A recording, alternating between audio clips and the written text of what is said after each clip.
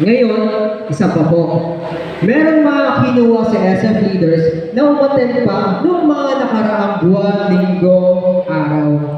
Ibig sabihin, hindi lang sila isang beses na pumunta ngayon. Meron po tayong ipapakilalang data system mamaya. Malalaman kung ilang beses na po kayo pumunta, sino po yung nag-invite sa inyo, kailan, at anong oras, at kung saang sector. Clear? Kung hindi nyo po naman sabihin ngayon na nakaten na po kayo last time, mamaya po malalaman po namin kung nakaten na po ba kayo. Well, anyway, wala naman po masama sa amin kung nakaten na po kayo ng pangalawa. Kasi same pa rin po yung i-discuss nila mamaya. Hindi pa po tayo nakaka-move forward doon sa pinaka-task po natin. Okay? Leadership training pa lang po ito ngayon. Kaya maraming salamat po sa pumunta. Kahit po masyado malakas ang ulan, palakpakan nyo naman po yung sarili. Alright? Mamaya po magsasalita sila. Clear? Clear po ba? Ayan. May nagtatanong bakit wala sa listahan. Maybe sila yung mga umattend na dati at automatic po natanggal sa listahan. Yun po yung unang halimbawa. Huwag naman po magtatampo kung bigla po kayo nawala sa listahan, SF leaders. Kung meron kayong tao na nawala sa listahan, may paliwanag po dyan. Punta lang po kayo sa opisina ko, sa opisina po namin sa barangay, or maybe dito kung bakit po sila nawala. Huwag po magtatampo agad. Okay? May paliwanag po yan. Pangalawa, kung bakit hindi natin makita, Ate Josie, kanina palayaw ang pinigay. Alright? Maybe yun yung unang pangalawang pagkakataon kung bakit po wala sa listahan. Huwag po magtatampo ulit agad. Hahanapin po natin yan. At hindi naman po yan basta-basta tatanggalin kasi kailangan din po namin kayo.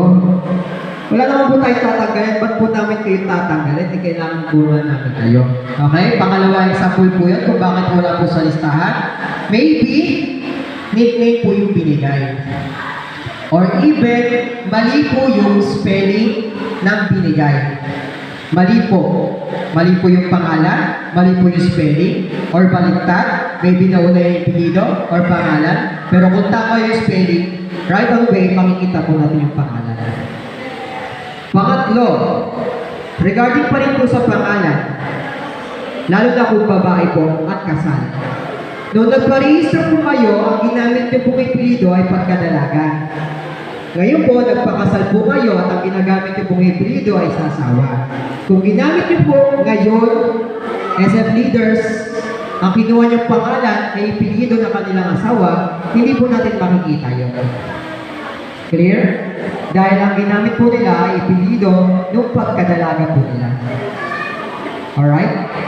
Para po next time hindi na mawala, ang gamitin niyo pong pangalan kung ano po yung ipinarehistro po ninyo sa COMELEC. Okay? Sa mga SF leaders na on next batch, explain na lang po. Huwag po muna agad magtatampo. Hingin niyo po muna yung pating namin, itanong kung bakit po wala. Alright? Yun po yung pangatlo. Pang-apat, kung bakit po wala sa listahan pero pinasa nyo, maybe hindi po butante. Hindi po nakarehistro sa COMELEC or wala po talaga sa voters list natin. Alright? Hindi naman po natin sila itatapon. Gagawa po natin sila ng paraan para po makatulong pa rin sa atin. Alright? So, iwalay na po natin sila sa mga kasama nila botante kasi magpa-plan po kasi tayo, mamaya malalaman nyo kung bakit. May plan po tayo kung bakit po kayo nandito at doon po sila makakasama.